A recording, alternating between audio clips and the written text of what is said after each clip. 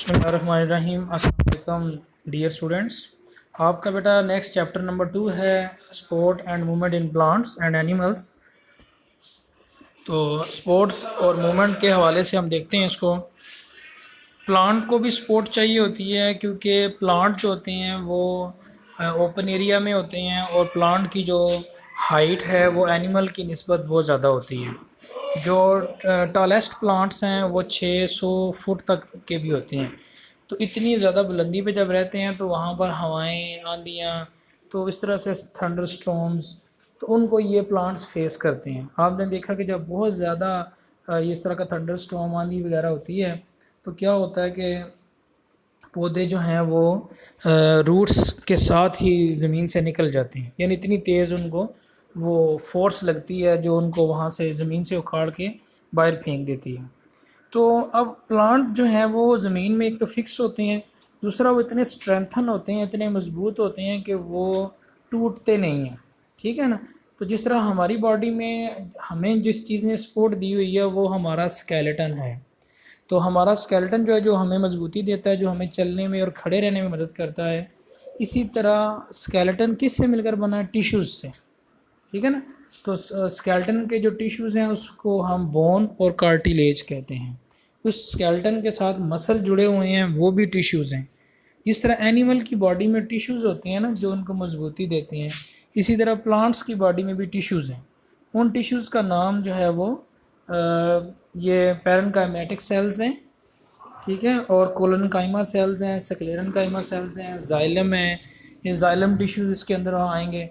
तो ये सेल्स और टिश्यूज़ जो हैं प्लांट को स्ट्रेंथ देते हैं, प्लांट को मजबूत करते हैं। ठीक हो गया। तो अभी हम बारी बारी इसको देखते हैं कि स्पोर्ट इन प्लांट, ये आपका लॉन्ग क्वेश्चन आ सकता है स्पोर्ट इन प्लांट के हवाले से। तो दूसरा पैराग्राफ देखें पहले नंबर पे कि प्लांट को क्यों जो है वो सपोर्ट की ज़रूरत होती है, कि both plant and animal need the support against gravity. तो बहुत सारे ऐसे सेल्स होंगे जो उनको सपोर्ट देंगे। The collenchymatous cells in the plant give the support to the baby plant. Baby plant का मतलब है जो न्यूली ग्रोइंग प्लांट्स हैं, ठीक है ना, जिनमें अभी लकड़ी नहीं बनी। ठीक है ना। आप नया पौधा कोई भी लगाते हैं तो वो उसका बड़ा नरम सा होता है, वो हर्बेशियस होता है, सब्ज़ होता है, उसका तना भी सब्ज़ होता है और वो आसानी से बेंड हो जाता है। जो ग्रोइंग ब्रांचेज होती हैं, आप शहतूत का दरख्त देख लें, उसके नीचे लकड़ी बहुत सख्त होती है लेकिन उसकी जो आगे टिप्स हैं, ब्रांचेज हैं, वो इजीली बेंडेबल हो जाती हैं। तो उनको वो बेबी प्लांट कह रहा है, जो न्यूली ग्रोइंग प्लांट का पार्ट है। स्क्लेरेनकाइमा जो है ना, ये अडल्ट प्लांट के अंदर होता है। ये आपके एमसीक्यूज़ भी आ सकते हैं। ठीक है ना। स्क्लेरेनकाइमा का मतलब है वुडी टिश्यूज़ हैं, वुडी, जो उसको स्ट्रेंथ दे रहे हैं, मजबूती दे रहे हैं। ठीक है ना। ये स्क्लेरेनकाइमा टिश्यूज़ है। जो बीज होते हैं, जो नट शेल्स हैं, उनके ऊपर भी होते हैं।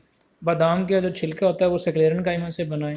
मूंगफली का छिलका जो है वो भी स्क्लेरेनकाइमा टिश्यूज़ हैं। ये सारी बातें इसमें हम बारी बारी डिस्कस करते हैं। तो पहले नंबर पे पैरेन्काइमा सेल्स, ये ना पूरी बुक में एन मिसिंग है, तो ये खासतौर पर हेडिंग्स में। तो parenchyma, REN, parenchyma tissues. These tissues which give the support to the plants are parenchyma cells. Parenchyma cells of epidermis, epidermis outer layer होती है, कॉर्टेक्स एंड पिथ, ये तीन हिस्सों में ये सेल पाए जाते हैं, एपिडर्मस में, कॉर्टेक्स में और पिथ में। ठीक है ना। जो जिनमें वाटर शामिल होते हैं, जिसकी वजह से internal hydrostatic pressure, hydrostatic pressure कहते हैं, हाइड्रो कहते हैं पानी को, स्टेटिक कहते हैं दबाव को। तो इंटरनल हाइड्रोस्टेटिक प्रेशर होता है। ये जो इंटरनल हाइड्रोस्टेटिक प्रेशर है ये प्लांट्स को वाटरी मटेरियल देता है, जिसकी वजह से प्लांट जो है वो विल्ट नहीं होते, पौधे मुरझाते नहीं हैं। ठीक है ना। The internal hydrostatic pressure called the turgor pressure which keeps the plant rigid and resistant to bending, पौधों को झुकने और टूटने नहीं देते।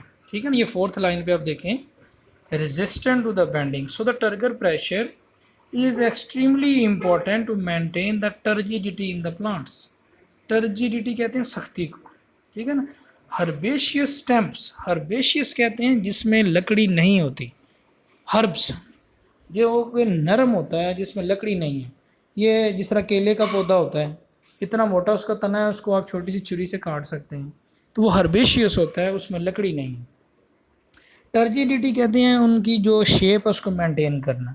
जिस तरह आप एक बैलून ले लें, बैलून में पानी भर लें, तो वो जब पानी आप भरेंगे तो वो water inside the balloon will give the pressure and help to maintain the shape of the balloon. ठीक है ना, आप सब ने देखा गर्मी में हम पानी के वो बैलून भर के दूसरे को मारते भी हैं, तो बैलून के अंदर जब पानी भर जाता है तो बैलून के अंदर स्ट्रेंथ आ जाती है, टर्जिडिटी आ जाती है। इसी तरह यहाँ भी स्ट्रेंथ आ जाती है, प्लांट्स के अंदर टर्जिडिटी आ जाती है। एक बात होगी, the collenchyma cells in the cortex and highly lignified sclerenchyma in the xylem give the support to the plant. अच्छा बेटा, इसमें हाँ अगर हम देखें तो ये पैरेनकाइमा सेल्स हैं, ये आपको इसकी डायग्राम नज़र आ रही है, ये दरमियान में इनके इंटरसेलुलर स्पेस होती है। तो इसके अलावा ये कोलेनकाइमा सेल्स हैं, ये उसकी निस्बत थोड़े से सख्त होते हैं, और आखिर पर स्क्लेरेनकाइमा है। ये अगला पॉइंट हम पढ़ते हैं, टर्गर प्रेशर के हवाले से बता रहा है, कहता है कि टर्गर प्रेशर पौधों के अंदर पानी कैसे एंटर होता है। Tonoplast, second line, the turgor pressure is generated by highly osmotic pressure of the cell vacuole, the membrane of the vacuole is called tonoplast. जो प्लांट के सेल है और सेल के अंदर वैक्यूल होता है, यह आपका एमसीक्यूज आ सकता है, आपका क्वेश्चन पूछा जा सकता है, वाइवा में पूछा जा सकता है कि बताएं जी प्लांट के किस हिस्से में वाटर स्टोर होता है। तो प्लांट के सेल में होता है, सेल में किस हिस्से में, वैक्यूल में होता है। तो जो वैक्यूल की मेम्ब्रेन है उसका नाम है टोनोप्लास्ट। इस टोनोप्लास्ट के अंदर चैनल लगे होते हैं, रास्ते हैं जहाँ से सॉल्ट अंदर दाखिल होता है, which contain the number of active transport systems that pump the ions into the vacuole. ठीक है, जब वैक्यूल के अंदर आइंस यानी सॉल्ट्स चले जाते हैं तो उसके बाद फिर ये वाटर एंटर होता है। तो ये आपने पिछले चैप्टर में पढ़ा था कि जहाँ सॉल्ट की कंसनट्रेशन ज़्यादा होगी वहाँ ये वाटर जो है ये मूव करके जाएगा। तो यहाँ तक ये आपने पहला पॉइंट टर्गर प्रेशर का देख लिया। ये आपका शॉर्ट क्वेश्चन भी आ सकता है कि व्हाट इज़ टर्गर प्रेशर। ठीक है, मैकेनिकल स्पोर्ट के हवाले से इसमें चीज़ें पूछी जा सकती हैं।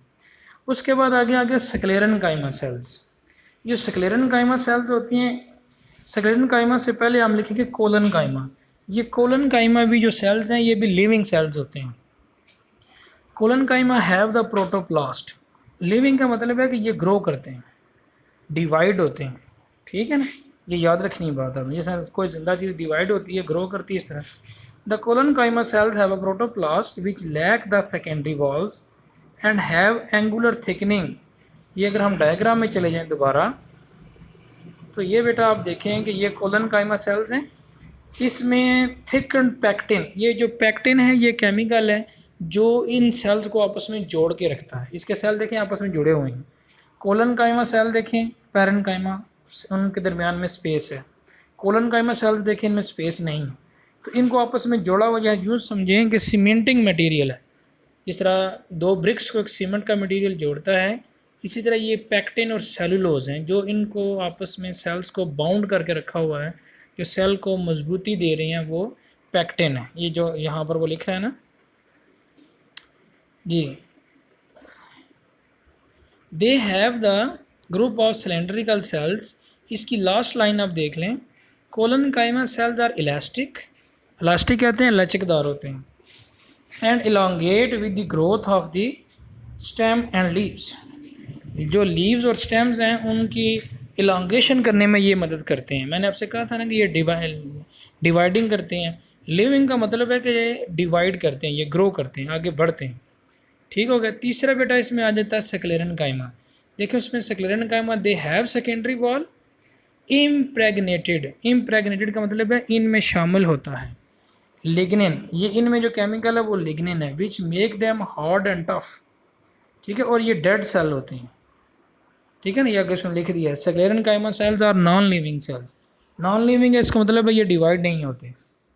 ठीक है जी, ये प्लांट को स्ट्रेंथ देते हैं। तीन इसके पार्ट हैं, फाइबर्स, सैक्लिरीड्स और वेजल्स। फाइबर जो होते हैं ये सिलेंड्रिकल सेल्स हैं, सैक्लिरीड जो हैं ये सीड कोट में होते हैं। मैंने आपको पहले कहा था बादाम का छिलका, अखरोट का छिलका, पीनट का जो सीड कोट है उसमें ये सारे में ये मौजूद होते हैं। तीसरी इसकी टाइप वेजल्स हैं जो कि वाटर कंडक्शन में इन्वॉल्व होती है।